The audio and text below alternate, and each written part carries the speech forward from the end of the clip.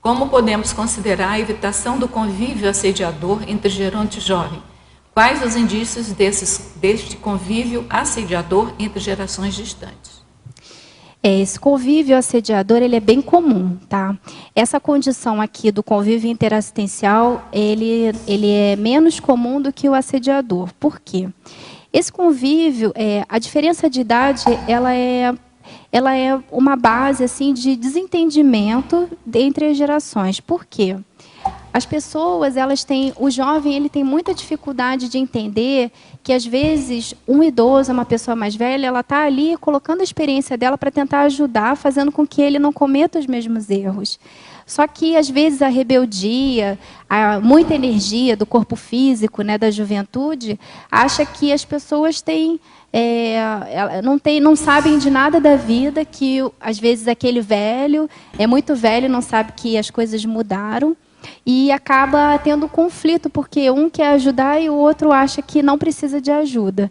Isso vice-versa, né? Às vezes também tem o neto que, não, avô, deixa eu te dar a mão aqui para você atravessar a rua. Não, eu não preciso disso. Aí vai, tropeça e cai.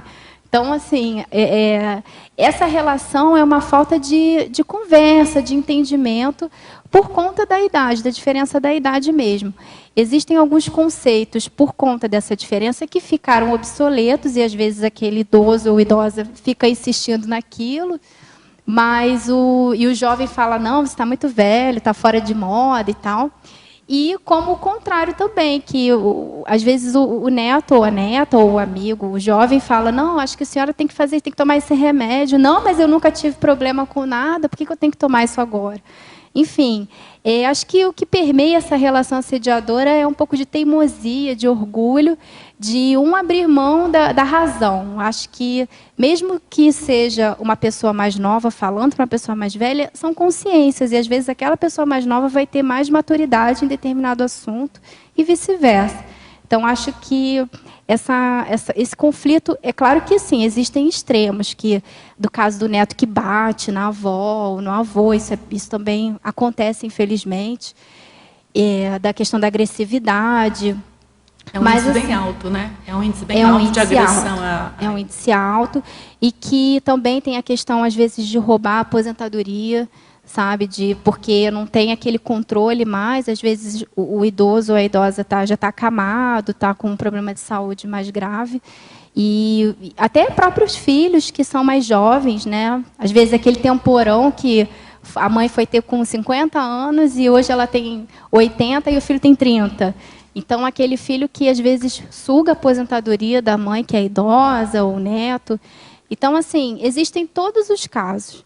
Mas a gente precisa saber, assim, o que pode melhorar essa relação? Como é que a gente pode ajudar a não ter esse conflito de orgulho e de cada um ter razão por conta que um acha que é mais experiente que o outro? Então, acho que a proposta desse verbete é a gente ver o lado homeostático dessa relação e procurar ter soluções para que esses conflitos fiquem cada vez menores.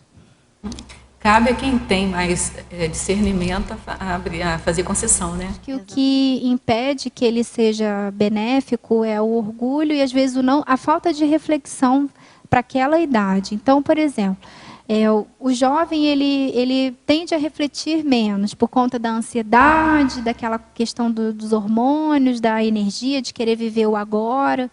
Então, quando o idoso, às vezes, se aproxima ou vai conversar, ou vai, de repente, às vezes, dar algum conselho, o jovem não gosta de ouvir sermão. Até tem no antagonismo, né? Acho que a antagonismologia que eu coloquei, deixa eu ver aqui.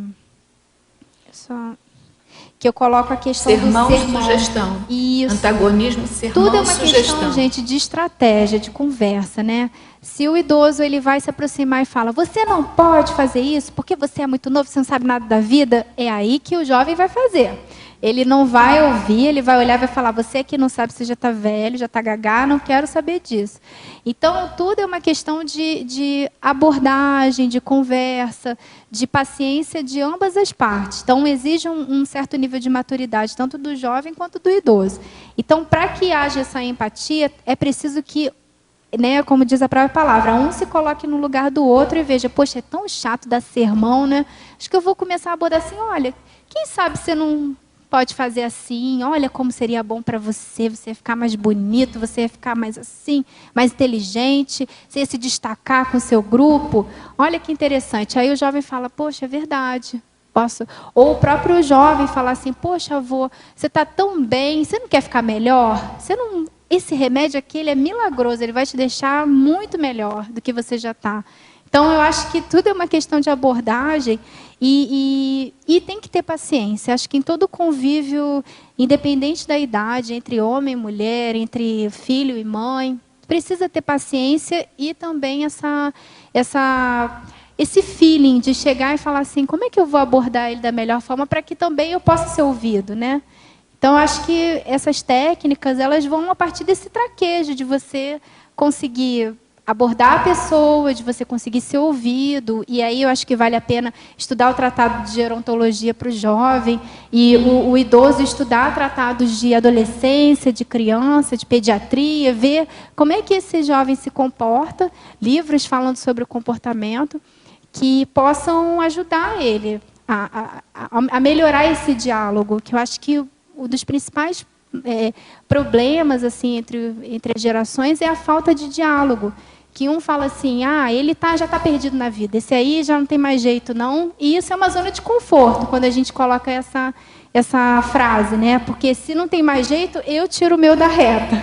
E, na verdade, não é. Eu acho que tudo tem solução. Vamos até o fim para tentar ver o que vai acontecer. Fiz de tudo, não consegui, eu vou tentar uma outra forma de abordagem, uma outra ajuda. Às vezes de um psicólogo, às vezes de outro profissional, ou algum profissional que vai ajudar a melhorar essa relação. Mas eu acho que nunca desistir, sabe? Porque jogar a toalha, às vezes, é uma condição muito cômoda e que pode gerar interprisão para outras vidas, né? Porque a convivência humana já é uma coisa difícil, né? Independente de ser jovem com idoso. Exatamente. O jovem e o idoso ainda tem uma distância física que é um fato. É um fato. É um fato. O jovem tem todo aquele vigor físico e a pessoa, depois de uma certa idade, não tem mais aquele vigor físico. Então, aí complica mais um pouco, né? Mas eu acho que aquilo que você falou é o estereótipo também. Você acha que o idoso... Eu estava me lembrando, quando você estava falando aí, que tem assim, uma fase da vida da gente, que quando a gente passa a ser avó, né? O filho, ele convive melhor com o filho dele, óbvio, né? E acha que você passa a ser filho dele também. Então, começa a querer determinar para você as coisas que você tem que fazer. Não consegue perceber que você, mesmo depois de aposentada, mesmo depois de uma certa idade, você tem seu projeto de vida, né? Então, isso é muito comum. Eu vejo muito isso. Achar que vó tem que cuidar do neto, ou seja, dispõe da mãe, né? Depois de uma certa idade que eu estou falando. Isso. Dispõe da mãe como se ela fosse propriedade dele, como se ela já tivesse acabado de viver tudo, né?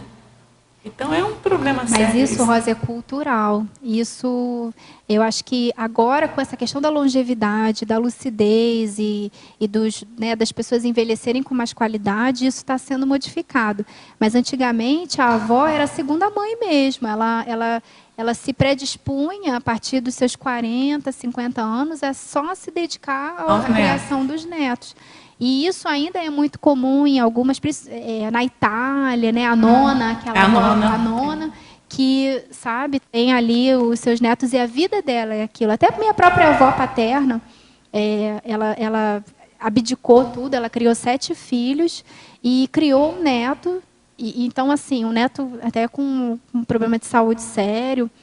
Então, é cultural, eu acho que isso vai aos poucos se dissipando, mas ainda é muito comum e acho que vai permanecer por bons anos, até que a cultura do futuro, da longevidade, faça com que até o próprio filho e mãe fiquem mais próximos, assim, em termos físicos, em termos de lucidez. Até o próprio neto, há muitas fotos, né, das gerações da avó, da mãe e da neta, que são a mesma cara. Você olha e fala, gente, são todas irmãs, né?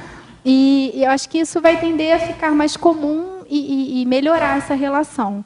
Mas também vem a contrapartida do idoso se posicionar e falar, olha, você acha que eu já morri minha vida? Vai criar o seu filho, sabe? Eu posso ajudar e tudo mais. Eu tenho o meu projeto de vida e vem o posicionamento pessoal, né?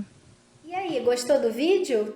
Se gostou do vídeo, dê um like pra gente. E se você tiver mais interesse em saber sobre a técnica da inversão existencial, não deixe de se inscrever no canal da Assimvex, que é a Associação Internacional de Inversão Existencial.